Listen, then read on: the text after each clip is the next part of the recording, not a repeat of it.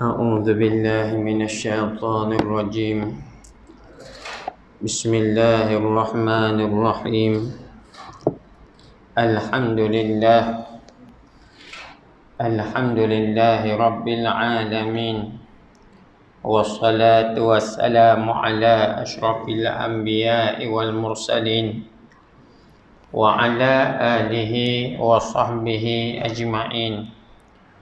رب اشرح لي صدري ويغسل لي أمري واحلل عقدة من لساني يفقه قولي. رب يسر ولا تعسر، رب تمم بالخير. سبحانك لا علم لنا إلا ما علمتنا إنك أنت العليم الحكيم. ولا حول ولا قوة إلا بالله العلي العظيم. اللهم اجعلنا هادين مهتدين وغير الضالين ولا مضلين، حربا لأعدائك وسلما لأوليائك. نحب بحبك الناس ونعادي بعداوتك من خالفك من خلق. يا حي يا قيوم يا ذا الجلال والإكرام. السلام عليكم ورحمة الله وبركاته. Bersempena dengan kedatangan kita berada di dalam bulan Rabiul Awal ataupun bulan Rabiul Anwar, ada baiknya marilah kita sama-sama membicarakan tentang baginda Rasulullah sallallahu alaihi wasallam. Dan ini di antara saranan yang datang daripada ulama. Di antaranya Syekh Syekh Hawa, dia menyatakan ada baiknya apabila datang bulan Rabiul Awal, kita bicarakan berkaitan dengan bab badan ataupun bab berkaitan dengan Rasulullah sallallahu alaihi wasallam.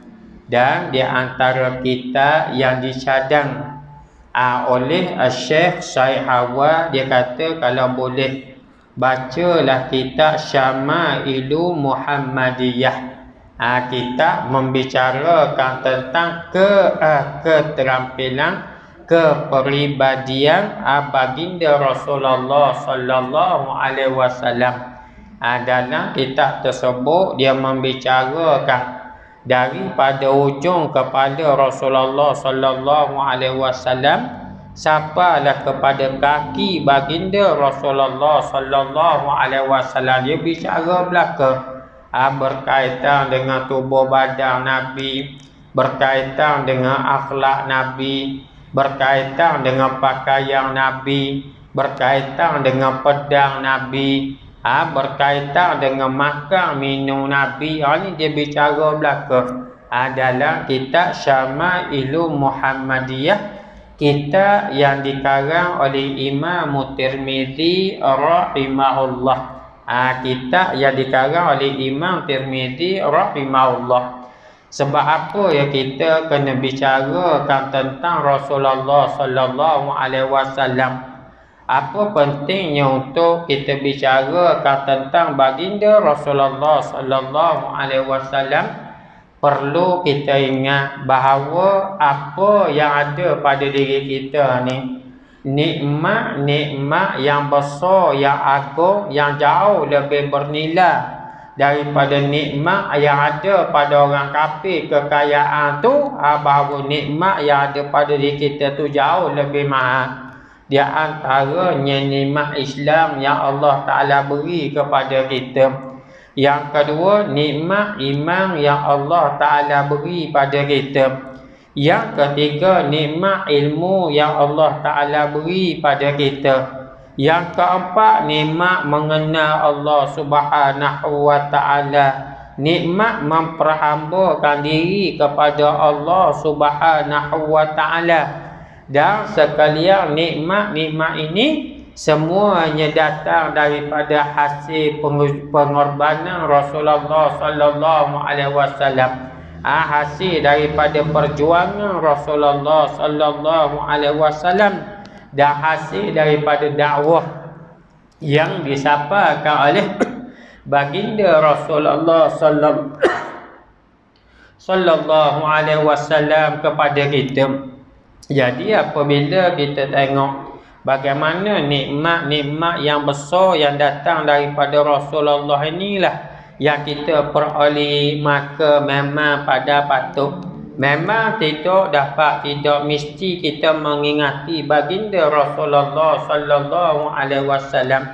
Cuma jangan kita jadi umat Nabi Muhammad yang derhaka, umat Nabi Muhammad yang hanya ingat Rasulullah pada bulan Rabiul Awal saja. Jangan. Kena ingat Rasulullah sallallahu alaihi wasallam 12 bulan. Setiap hari, setiap masa dan setiap minggu kena ingat pada Rasulullah sallallahu alaihi wasallam. Sebelum kita nak berbicara tentang bagaimana tanda, bagaimana bukti kecintaan kita, kerinduan kita, kesayangan kita pada Rasulullah sallallahu alaihi wasallam, ada baiknya kita tengok dah Rasulullah ni sayang dak ke kita. Rasulullah ni ingat dak ke kita. Rasulullah ni cinta dak pada kita sebagai umat dia ni. Kalau kita nak tengok perkara-perkara ni, kita tengok apa yang dinyatakan oleh para ulama, bagaimana ingatan baginda Rasulullah untuk kita semua. Bagaimana ingatan, bagaimana kerinduan, bagaimana kecintaan Rasulullah sallallahu alaihi wasallam kepada kita sebagai umat Nabi Muhammad sallallahu alaihi wasallam. Di antara beberapa contoh, di antaranya kalau kita ingatlah bagaimana di dalam peristiwa Isra wal Mi'raj, apabila Rasulullah sallallahu alaihi wasallam menerima wahyu daripada Allah Taala secara langsung supaya menunaikan ibadat solat 50 waktu sehari semalam. Apabila Rasulullah terima, Rasulullah ambil ia tanpa membicarakan apa-apa, terimanya sami'na wa ata'na, dengar dan patuh. Lalu apabila Rasulullah sallallahu alaihi wasallam melalui Nabi Musa alaihi salam, Nabi Musa tanya, wahai Muhammad, benda hak mu dapat daripada Allah Taala? Maka jawab Rasulullah sallallahu alaihi wasallam, sembahyang 50 waktu. Katanya Nabi Musa, wahai Muhammad, umatmu tak mampu nak buat, kerana umat aku orang gagah padamu pun tak mampu nak buat, macam mana lagi kalau umatmu wahai Muhammad. Dengar kata apabila takut membebankan umat Nabi Muhammad sallallahu alaihi wasallam, Rasulullah menawarkan, memohon tawaran daripada Allah Taala supaya dikurangkan. Ada riwayat dinyatakan dikurangkan sebanyak sekali jumpa 5 kali. Ada riwayat kata 10 kali, 10 rakaat, 10 waktu dikurang. Sampailah tinggal 5 waktu sebagaimana hak menjadi amalan kita pada hari ini. Ini kerana kesayangan Rasulullah sallallahu alaihi wasallam kepada umatnya, bimbang membebani umat Nabi Muhammad sallallahu alaihi wasallam, hingga Rasulullah mohon pengurangan daripada Allah Taala yang pertama. Yang kedua, pernah diceritakan bagaimana Rasulullah sallallahu alaihi wasallam dia berdoa kepada Allah Taala, Allahumma ghfir li Aisyah binti Abi Bakr ma qaddamat wa ma akharat wa ma a'lanat wa ma assarat wa ma azharat wa ma abtanat, atau kama qala Rasulullah sallallahu alaihi wasallam. Doa Rasulullah, ya Allah, muapunlah Sayyidatina Aisyah dosa dahulu dan dosa yang akan datang, dosa yang nyata dan dosa yang tersembunyi, dosa yang zahir dan dosa yang batin. Jadi apabila doa tu didengari oleh Sayyidatina Aisyah, Rasulullah tanya, wahai Aisyah, mu suka tak dengar doa yang aku doakan untukmu ni? Kata Aisyah, sukalah ya Rasulullah. Kerana ni doa daripadamu kepada Allah, pasti Allah Ta'ala akan memakbulkan. Maka apa kata Rasulullah sallallahu alaihi wasallam, wahai Aisyah, inilah doa yang aku doakan untuk umat aku setiap malam. Ni ingatan Rasulullah sallallahu alaihi wasallam kepada kita semua. Dalam riwayat yang lain, Sayyidina Anas bin Malik radhiyallahu anhu, dia pernah tanya Rasulullah sallallahu alaihi wasallam, ya Rasulullah, di manakah kalau aku nak mendapat syafaat daripadamu pada hari kiamat kelak? Maka katanya Rasulullah, mu carilah aku di Telaga Kautsar, kerana aku berada di sana sedang membahagikan air-air kepada umat aku yang memerlukannya. Maka katanya Anas bin Malik, ya Rasulullah, kalau mu tak ada situ aku nak cari mana? Katanya Rasulullah, mu carilah aku di neraca mizan, kerana aku berada di sana. Katanya Anas lagi, ya Rasulullah, sekiranya kamu tidak ada di sana ya Rasulullah, maka apa jawab Rasulullah sallallahu alaihi wasallam, mu carilah aku di jambatan Sirat, kerana aku tidak lari daripada 3 tempat ni. Kerana apa? Katanya para ulama, kerana mencari umat baginda yang memerlukan syafaat daripada Rasulullah sallallahu alaihi wasallam. Ni bagaimana ingatan Rasulullah pada kita ni, bukan setakat waktu hidup Rasulullah sallallahu alaihi wasallam, hingga kan pada hari akhirat. Pada hari yang Rasulullah boleh berada di dalam syurga untuk bersenang-senang di sana, tapi Rasulullah sallallahu alaihi wasallam tetap menanti umatnya untuk memberi syafaat kepada umatnya pada hari akhirat kelak. Ini kecintaan Rasulullah sallallahu alaihi wasallam pada kita tidak ada tolak bandingnya. Macam mana pula kita nak membalas cinta Rasulullah sallallahu alaihi wasallam untuk kita?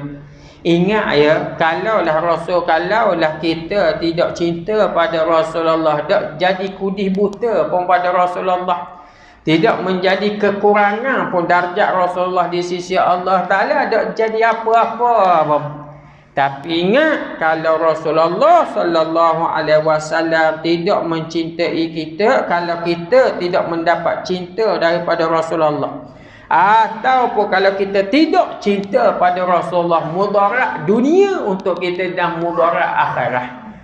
Dunia pun mudarat, akhirat pun mudarat kita di hadapan Allah Ta'ala pada hari akhirat kelak.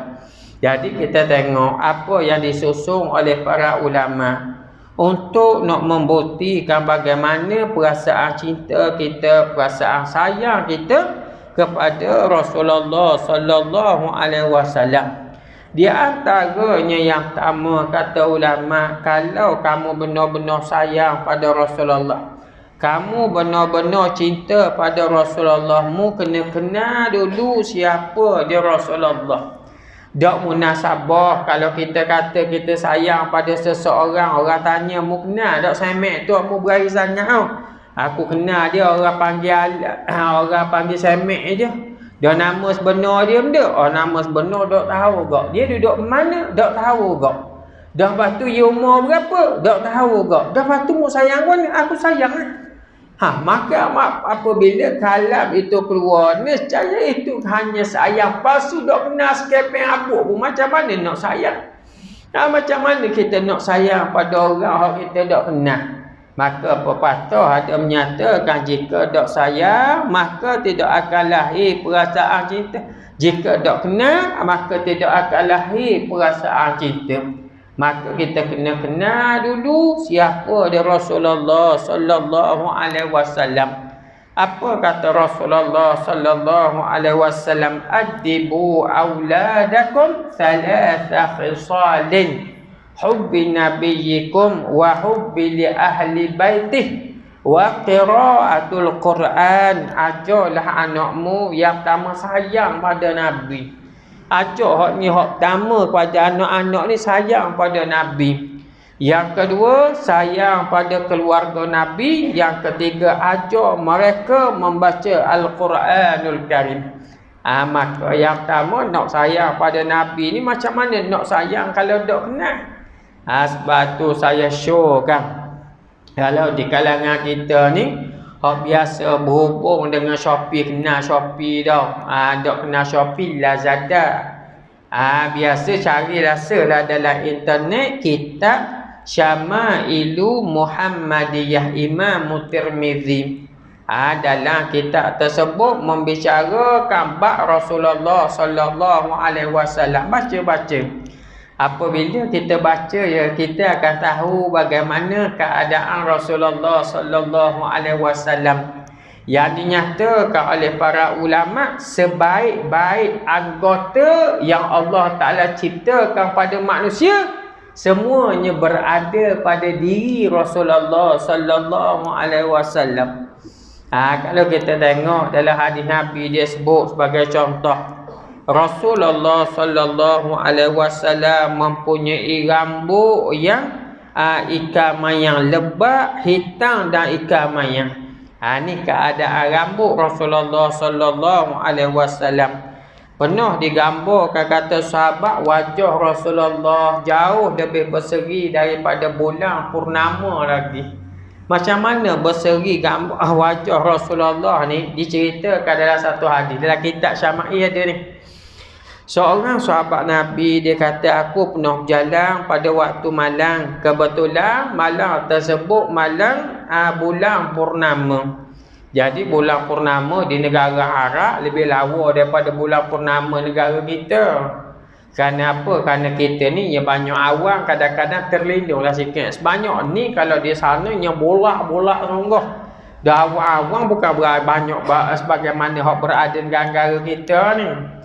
Jadi apabila dia berjalan, dia tengok Allah lawanya bulan purnama malam ni. Lalu kebetulan tengah jalan dia jerepuk dengan Rasulullah. Rasulullah sallallahu alaihi wasallam, yang mana Rasulullah rambut panjang. Ada riwayat sampai ke bahu, memang sungguh dah. Rambut Rasulullah sampai ke bahu memang sungguh. Dia ada riwayat, dia ada 3 gambaran rambut Nabi. Yang pertama atas daripada telinga, yang kedua bawah pada telinga belakang tekak, yang ketiga atas bahu. Ni rambut Rasulullah sallallahu alaihi wasallam. Jadi Rasulullah rambut panjang, pakai piyah, pakai serban. Jubah pula Rasulullah pakai warna merah. Warna merah. Dia Rasulullah tak apalah pakai warna merah, sebab Rasulullah ni dia putih ke merah-merahan. Maknanya pakailah warna rima apa-apa tetap lawa, sebab tubuh badan orang tu lawa dah. Kita cakap pakai je merah ada benda celam molek jadi Rasulullah pakai jubah ataupun panggil komis, macam kita pakai ni komis, jubah ni hak belah depan ni. Jadi kata sahabat Nabi, aku jumpa dengan Rasulullah, aku tengok Rasulullah, aku tengok bulan, aku tengok Rasulullah, tengok bulan, wallahi demi Allah Rasulullah jauh lebih lawa, lebih berseri daripada bulan purnama. Ni Rasulullah sallallahu alaihi wasallam digambarkan hidungnya macam, muka dalam keadaan jebeng, dan tubuh badan Nabi ni lengan Nabi berorak dah. Lengan Nabi berorak. Kita zaman-zaman muda tu berorak kok kuat kerja, lepas bening jeng terus. Tengok katok tangan dok keluar dia orang. Jadi nak kata mana Rasulullah tangan berorak. Rasulullah sallallahu alaihi wasallam, dada Rasulullah dengan perut Rasulullah sama arah. Ni Rasulullah sallallahu alaihi wasallam, kita duk keling ke perut kita rasa malu pula. Kita ni ada anugerah dah tak? PJK perut jauh ke depan. Sebab tu kata apabila dah kahwin kok dok dah bini ngandung tu lelaki dulu. Tapi di kalangan kita kalau nak tahu anugerah ni kita dapat ke tidak, lepas pada ni habis mayang isyak ni boleh hadir. Tak pun kalau nak perasaan sikit nak mayang isyak lagi. Berdiri tegak, lepas tu cuba tengok nampak tak ibu jari kaki. Kalau nampak tu alhamdulillah lagilah. Tapi tengok ibu jari kaki hilang, apa mana? Maknanya ada halangan tu.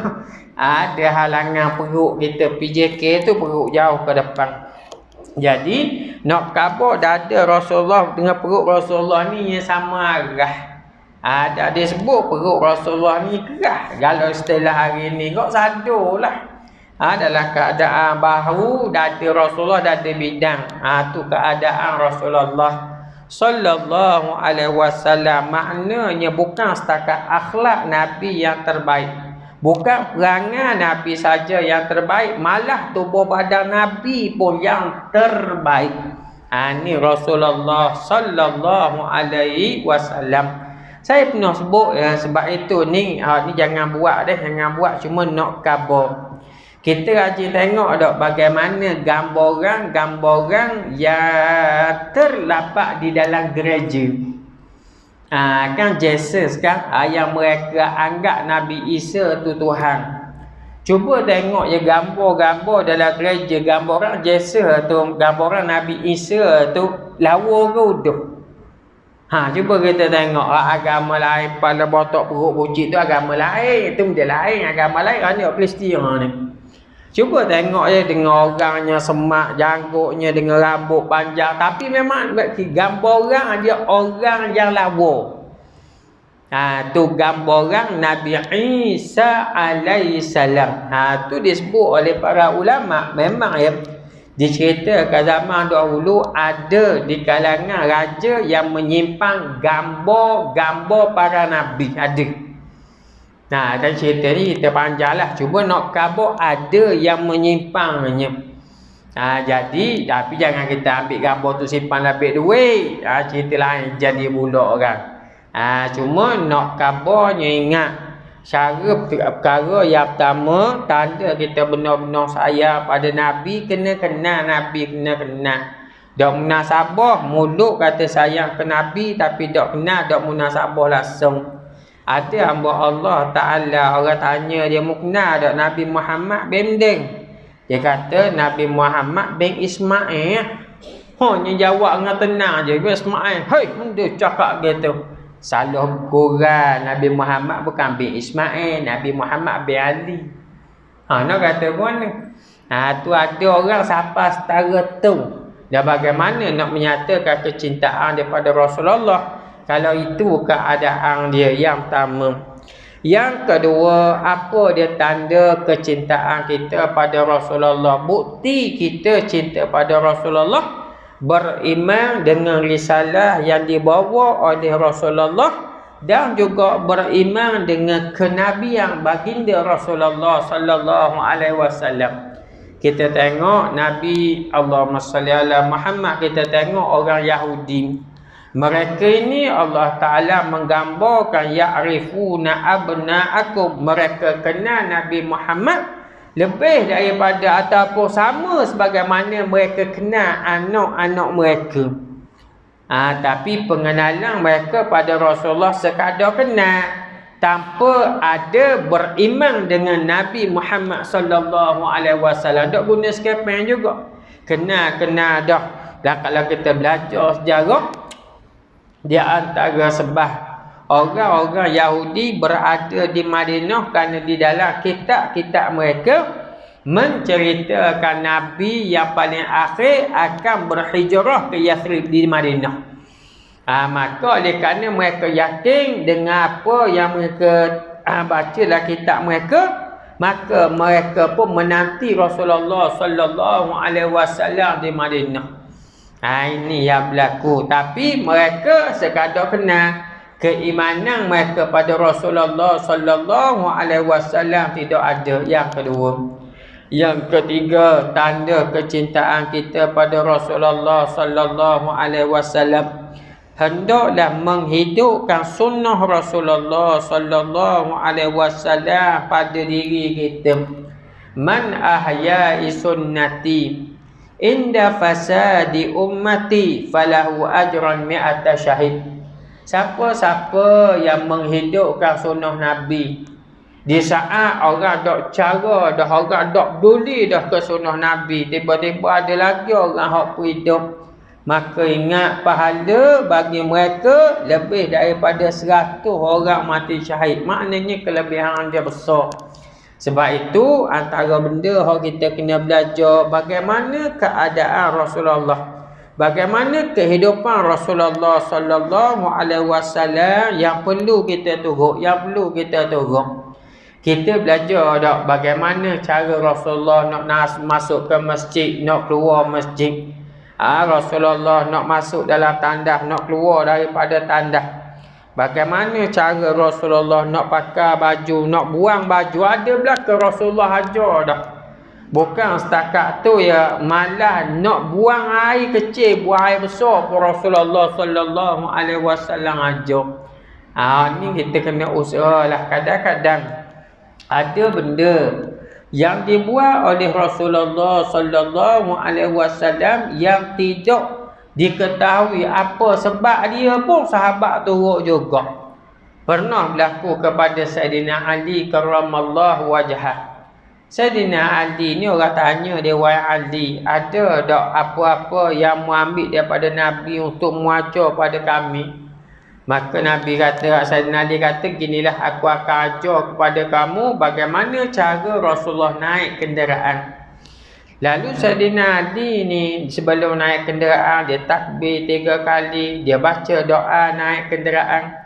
Lepas naik kenderaan tu Sayyidina Ali senyum seorang. Maka Sayyidina Ali ni tanya pula khabar pada orang yang tanya dia tadi. Mu tambah tanya ke aku apa aku senyum seorang ni? Dia kata, wahai Ali, dah apa mu senyum seorang tu?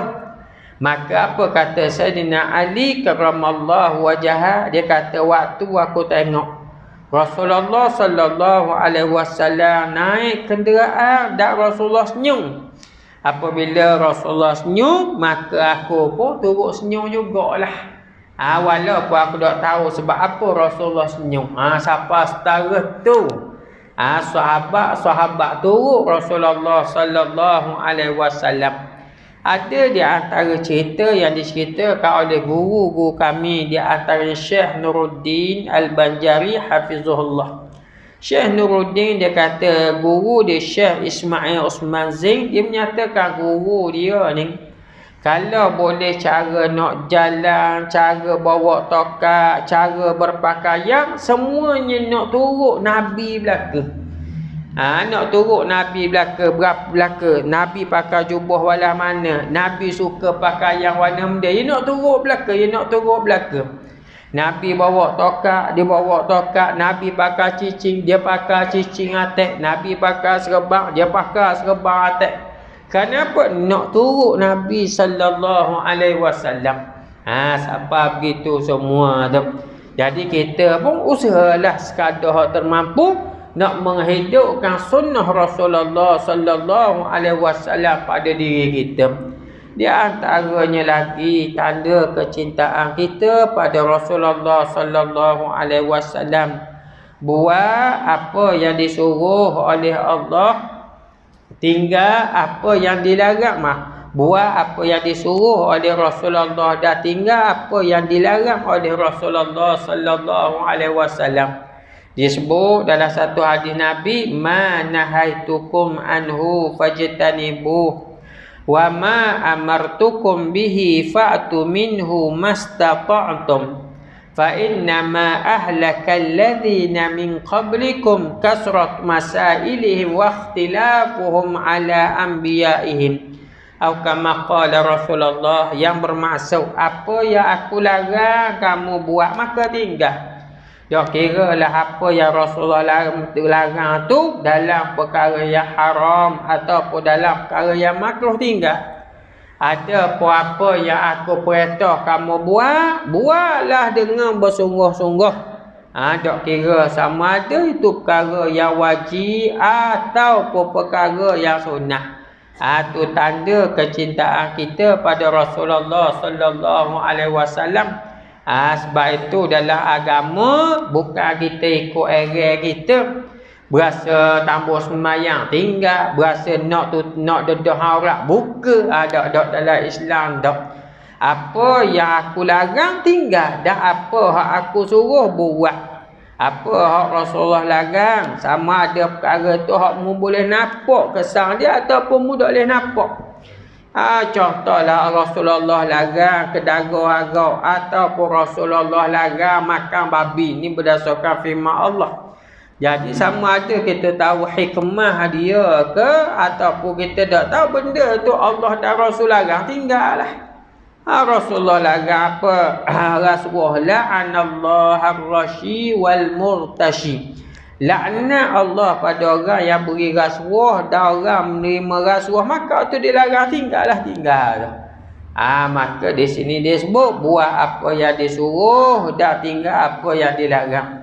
Dan di antaranya lagi sentiasalah bersolawat kepada baginda Rasulullah sallallahu alaihi wasallam.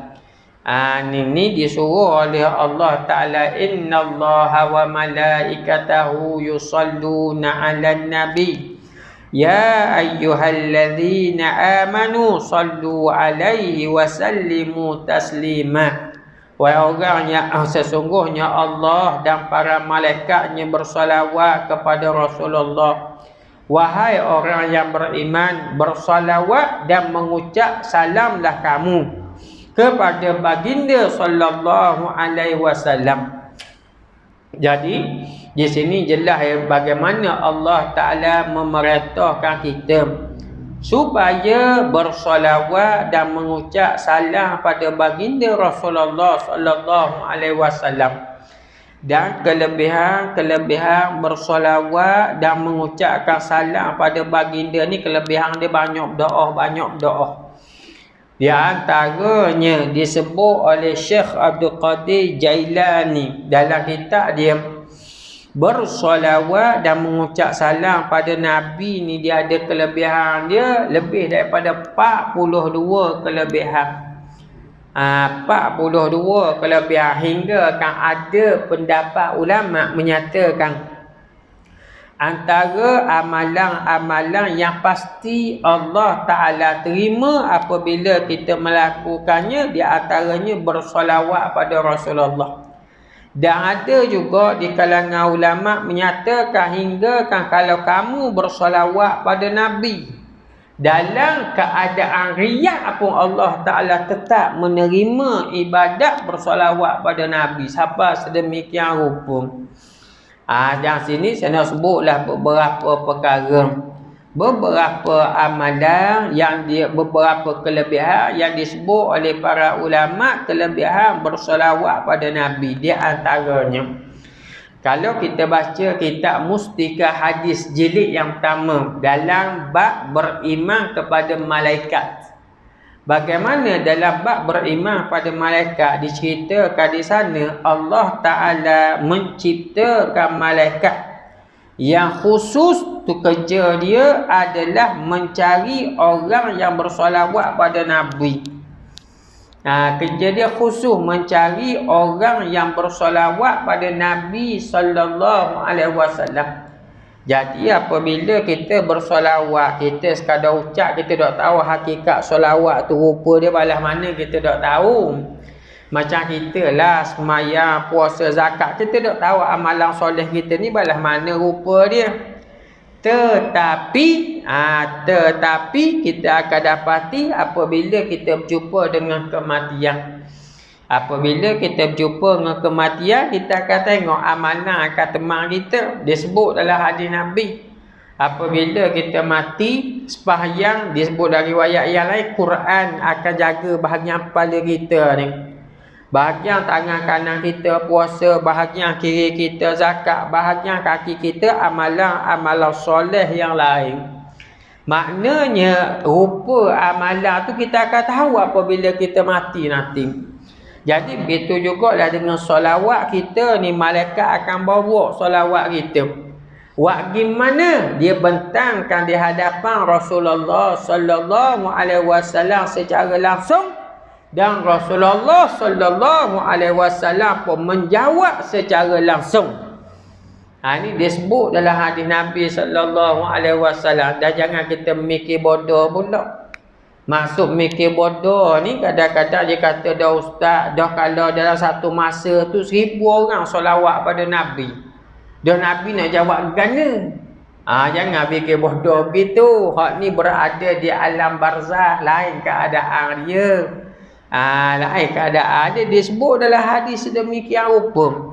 Dan diriwayatkan Rabi'atu Adawiyah kalau sehari-hari dia bersolawat pada Nabi ni 1000 kali.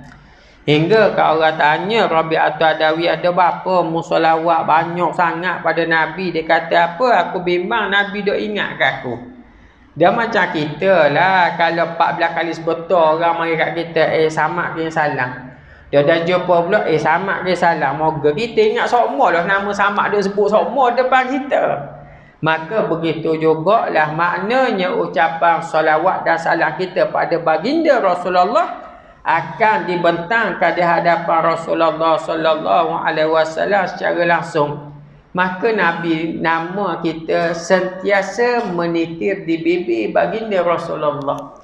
Rasulullah ingat umat dia, Rasulullah ingat pada kita kerana kita sentiasa bersalawat pada baginda. Ni kelebihan yang amat besar. Dan di antaranya lagi orang yang sentiasa bersolawat kepada Nabi adalah orang yang akan mendapat syafaat daripada Rasulullah sallallahu alaihi wasallam. Hak ni hak paling penting ni. Penting sangat sebab apa? Kerana dia begini. Kita semua kita sedia maklum di kalangan kita ni siapa boleh beri jaminan bagaimana keadaan amal ibadat dia ni di hadapan Allah. Rasa-rasa guana. Rasa-rasalah semayang wajib kita ni, rasa-rasa Allah Ta'ala terima tak? Banyak kurang ke banyak lebih?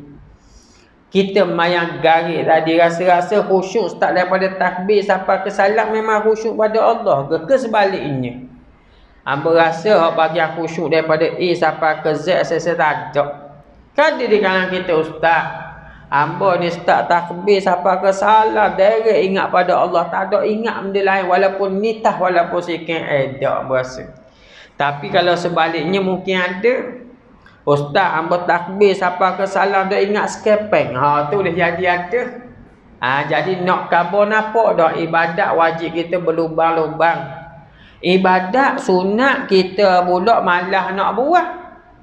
Hak wajib malah dah. Hak sunat malah pula.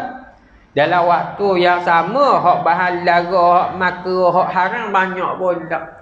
Rasa-rasalah dalam keadaan ni amal ibadat kita nak masuk syurga walah mana dah kalau dok guna kabel. Maksud dok guna kabel ni maknanya kalau dok harap bantuan syafaat daripada Rasulullah mana kita nak masuk.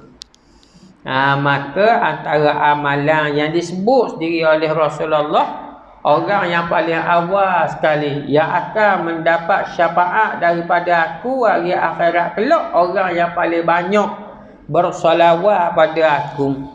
Maka kita ni kena memperbanyakkan solawat dan salam pada baginda. Katanya para ulama, di antaranya Syekh Syed Hawa, paling kurang 100 kali tu paling kurang tu sehari ya. Tu paling kurang tu. Dah kelebihan solawat yang lain banyak sangat. Kalau 42 tu ada dalam ni, kalau terang selesai dak jadi kerja lain lah kitanya. Jadi waktu kita nak sebut sedua, cuma satu lagi lah sebagai tambahan.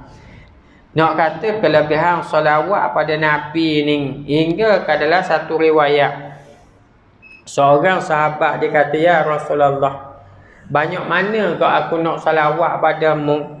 Boleh tak kalau aku dalam nak doa pada Allah ni 1/4. Kalau kita kata nak doa pada Allah sejam, jadi 1/4 aku guna untuk solawat padamu, 3/4 lagi aku guna untuk doa pada Allah. Rasulullah kata molek. Tapi kalau mu banyak lagi solawat pada aku, hak tu lagi baik. Lagi baik. Maka Rasulullah kata sahabat Nabi pada Rasulullah, wahai Rasulullah, kalau begitu aku bagi 2. 1/2, setengah jam aku solawat padamu, setengah jam lagi aku berdoa. Rasulullah kata molek tu molek. Tapi kalau mu bersalawat lebih daripada tu, lagi baik, baik lagi. Jadi kata sahabat, ya Rasulullah, dah kalau gitu aku bersalawat padamu 3/4, 1/4 yang aku berdoa. Kata Rasulullah, molek, tapi kalau mu tambah lagi lebih baik. Sudah sahabat menengung. Dia kata, ya Rasulullah, kalaulah aku salawat padamu sejam, maknanya tak ada waktu lah untuk aku nak berdoa. Apa kata Rasulullah? Sesungguhnya Allah Ta'ala akan memakbulkan setiap permintaan kamu, keinginan kamu, walaupun kamu dok berdoa. Allah Ta'ala tahu dok benda dalam hati kita, nak benda kita nak berdoa benda pada Allah. Allah Ta'ala tahu, tetapi oleh kerana kita sibuk dengan solawat pada Nabi, hingga ke Allah Ta'ala makbulkan juga, walaupun kamu tidak berdoa khusyuk pada Rasulullah, kamu berdoa khusyuk pada Allah Subhanahu wa Ta'ala. Ni nak khabar besarnya kelebihan solawat pada Nabi ni. Dan kata Imam Ibnu Athaillah As-Sakandari, ia adalah amalan yang mampu nak backup kekurangan kamu pada zaman dahulu. Maksudnya ginilah, kita ni umur 50 baru kena surat, baru kena tangga surat. Umur 50 ni lah baru belajar dengar. Jadi hak belum umur 50 tu, kita umur start 15 balik tu, siapa umur ke 50 tu bahala banyak mana dah. Hak bahagia panggung wayang, hak dok pergi mayang Jumaat lepak kuatang ramai mana biasa gitu. Jadi apabila kita tahu kekurangan kita banyak, hak ngaruk dulu nak tapung lagu mana. Kata Imam Ibnu Athaillah As-Sakandari, muamal dengan dua zikir ni, insya-Allah kelebihan dia Allah Taala akan beri. Tapung backup kekurangan kamu hak lepas. Apa dia? Yang pertama, solawat pada Nabi. Yang kedua, ucapan zikir subhanallah wa bihamdihi adada khalqihi wa ridha nafsihi wa zinata arsyihi wa midada kalimatih. Tu antara bacaan dia. Jadi tu dia. Dan di antaranya lagi, tanda kita sayang pada Nabi, tanda kita cinta pada Nabi sallallahu alaihi wasallam, sentiasa bersama dengan mukjizat yang paling agung yang Allah Ta'ala beri pada Rasulullah sallallahu alaihi wasallam, yakni Al-Quran. Ni satu benda kena tengok mula dari kita ni. Kita semua tahu mukjizat paling agung Al-Quranul Karim. Tu jelas semua kita tahu. Tapi bagaimana ya kita menghargai mukjizat yang paling agung yang Allah Ta'ala beri kepada Rasulullah? Bagaimana kita cara memuliakan dia? Kalaulah kita belajar tentang Quran, pun tak baca pasal Quran, pun tak tadabbur Quran, pun tak, adakah layak kita dikenali sebagai orang yang memuliakan Quran? Belajar pasal Quran pun tak cara, baca Quran pun jarang-jarang sekali. Tu tanda kita ni bukan orang yang menghargai Al-Quranul Karim, mukjizat paling agung. Kita ni kalau dapat surat daripada raja ke, daripada Perdana Menteri ke, daripada orang-orang sipang, sukaan sangat, tengok semua, dia tengok semua, dapat surat anugerah untuk nak ambil jadi Tang Seri. Ya senang, Datuk ramai ada orang dapat lah ni. Datuk Seri pula. Tengok semua bila, tengok. Ada barang surat hak daripada orang besar ni. Maka Al-Quran surat daripada Tuhan yang Maha Bijaksana, yang diturunkan sebagai mukjizat paling agung pada Rasulullah sallallahu alaihi wasallam. Adakah kita belajar tentang Al-Quran? Adakah kita ni baca Quranul Karim, tadabbur Al-Quran, memuliakan ahli Quran? Ada ke tak? Kalau tak, seolah-olah kita belum lagi membuktikan kecintaan kita yang sebenar kepada Rasulullah sallallahu alaihi wasallam. Di antaranya lagi tanda kecintaan kita pada Rasulullah, ada perasaan rindu nak berjumpa dengan Rasulullah. Kena ada. Kalau kita tengok manusia sekarang dah Malah kalau kita tengok binatang pun ada, kita tengok tumbuhan pun ada. Kalau dia kenal Rasulullah walaupun satu jangka masa yang sekejap saja pun, maka perasaan ingat mereka, perasaan rindu mereka pada Rasulullah sallallahu alaihi wasallam membuat-buat. Ada sahabat Nabi ya, cerita hak sohor biasa dah, Saidina Bilal tu sohor dah. Sayyidina Umar ni sohor dah. Ada sahabat Nabi ni dia pernah mohon pada Allah Taala apabila dia ada masalah mata. Kebetulan waktu mata dia sakit. Lalu Allah Taala wafatkan Rasulullah sallallahu alaihi wasallam. Lepas kewafatan Rasulullah dia kata apa? Ya Allah, aku rasa mana mata aku tak ada manfaat dah selepas kewafatan Rasulullah. Sebab apa? Waktu mata aku sihat, waktu mata aku molek, aku guna apa? Aku guna untuk nak tengok Rasulullah saja. Jadi lepas Rasulullah wafat, maknanya membutakan mata aku pun aku dok kisah dok ya Rasul, ya Allah ya Tuhanku. Kerana apa? Kerana mata ni cukup sudah memadai tengok Rasulullah. Dah Rasulullah tak ada, tak apalah, buta pun tak apa. Ada sahabat yang sedemikian rupa. Kalau Sayyidina Umar kita sedia maklum, apabila ada orang kata kepada Sayyidina Umar bahawa Rasulullah wafat, Sayyidina Umar dok cakap banyak nyakak pedang lalu. Dia kata siapa-siapa hak berani kata Rasulullah wafat, aku kerak tekak. Aku kerak tekak. Dan Sayyidina Umar jenis buat sungguh. Apabila jenis buat sungguh itulah sahabat-sahabat Nabi dok berani cakap. Dan orang munafik memang dok berani cakap sungguh. Dia tahu Sayyidina Umar pasal yang mana. Sampailah berita tu kepada Abu Bakar. Abu Bakar pergi betulkan apa yang sedang berlaku tu. Ni kecintaan sahabat-sahabat Nabi, kerinduan sahabat Nabi kepada Rasulullah sallallahu alaihi wasallam. Kalau cerita yang masyhur, katanya para ulama, kisah ni dia sampai kepada peringkat hadis mutawatir. Hampir kepada hadis mutawatir. Kalau kita belajar peringkat hadis ni, hadis mutawatir ni peringkat yang sama level dia dengan Al-Quran. Al-Quran dia adalah mutawatir, tidak ada penipuan, pembohongan di sana. Begitu juga hadis ni dia ada panggil hadis mutawatir, tapi dia bahagi dua lah, dia panggil hadis mutawatir lafzi dan maknawi. Jadi maksud mutawatir ni maknanya peringkat yang paling tinggi. Siapa-siapa yang menafikan boleh rosak akidah. Sebab apa? Ya, cerita dia begini. Bagaimana waktu Rasulullah berada di Madinah, Rasulullah dia biasa bertokak bersandar pada sebatang tunggu pokok kema. Kerana apa? Kerana dia nak cakap dengan orang ramai, dia nak khutbah. Jadi apabila Rasulullah buat gitu dengan satu jangka masa yang tak lama mana, sahabat tengok Rasulullah macam susah je diri, dah kadang duduk takak dengan tunggu tu. Maka katanya sahabat, "Igi kabur Rasulullah, ya Rasulullah, boleh dah izinkan kami ni nak buat mimbar untuk kamu ya Rasulullah." Maka Rasulullah kata, "Fadhal, buatlah mu nak buat." Maka dia buat mimbar jauh sikit daripada tunggu tadi. Maka Rasulullah duduk ni mimbar, Rasulullah cakap mengajar. Sampailah satu waktu dengar satu suara. Ada sahabat Nabi kata macam suara budak yang sedang menangis mencari ibu dia.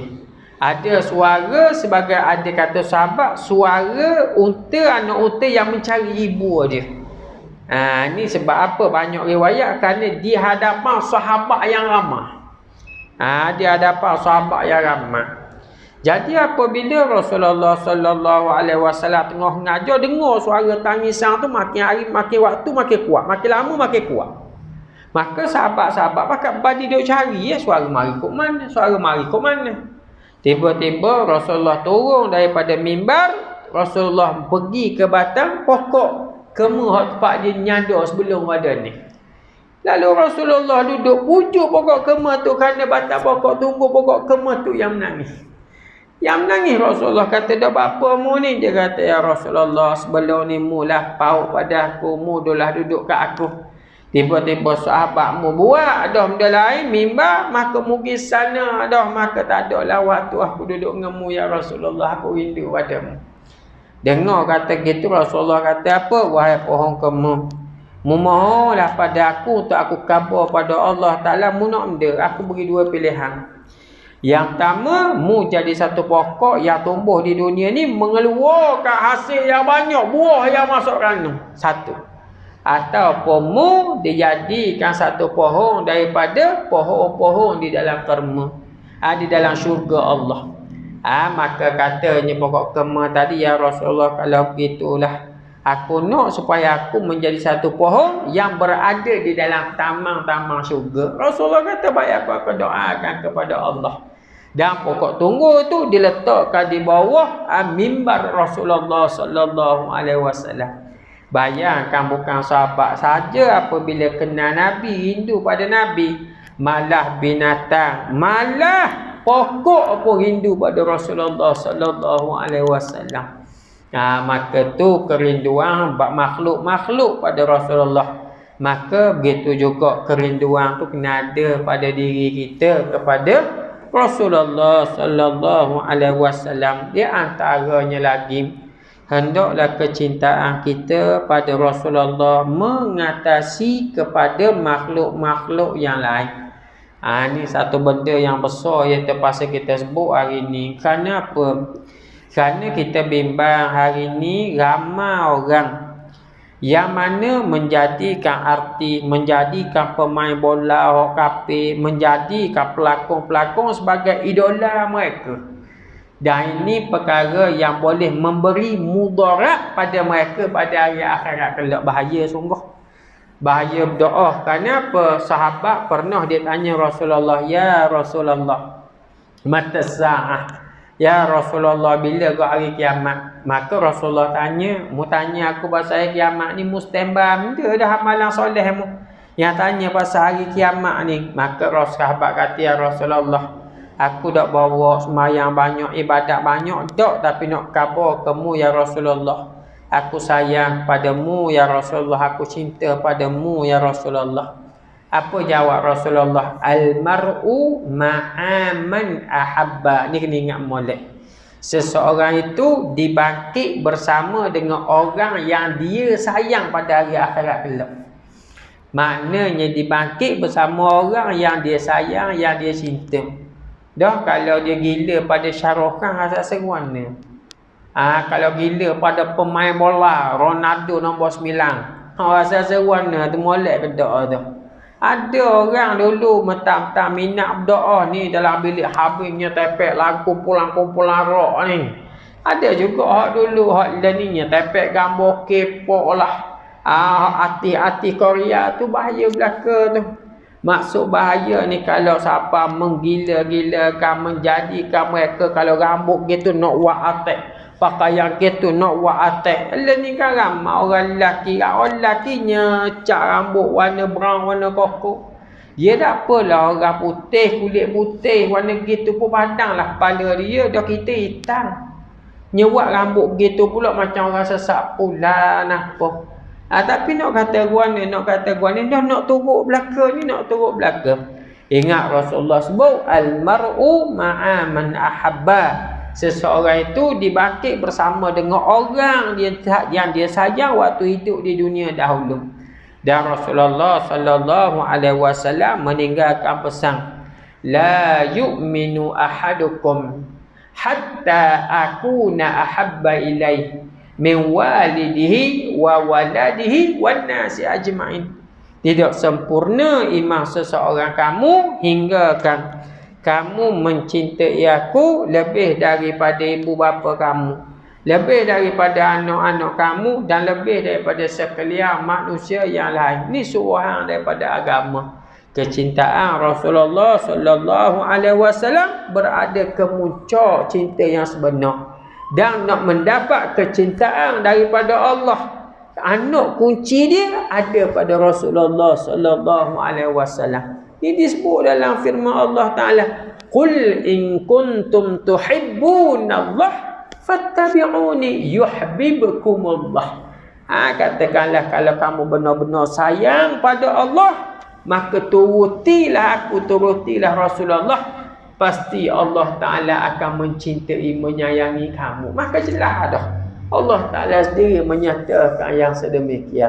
Maka itu tanda-tanda bukti kita kecintaan kita kepada Rasulullah sallallahu alaihi wasallam. Banyak lagi, insya-Allah ada masa kita bincang pula lah pada perjumpaan yang akan datang. Kita akan berhenti sini dulu untuk hari ni, kerana malam panjang doa dah. Malam Ustaz Husaini Soleh tak tahu habis ke berapa. Kita balik tu ajak nak ajak dia minum air. Tiba-tiba balik tu tengah mengajar lagi. Malah ada kita balik mengajar tu dia tengah mengajar lagi. Tak apalah, biasa bab faraid ni dia boleh sejam-sejam dah padang. Jadi kita lah wallahu alam, wallahu taala a'la wa a'lam. Wa billahi taufiq wal hidayah. Assalamualaikum warahmatullahi wabarakatuh.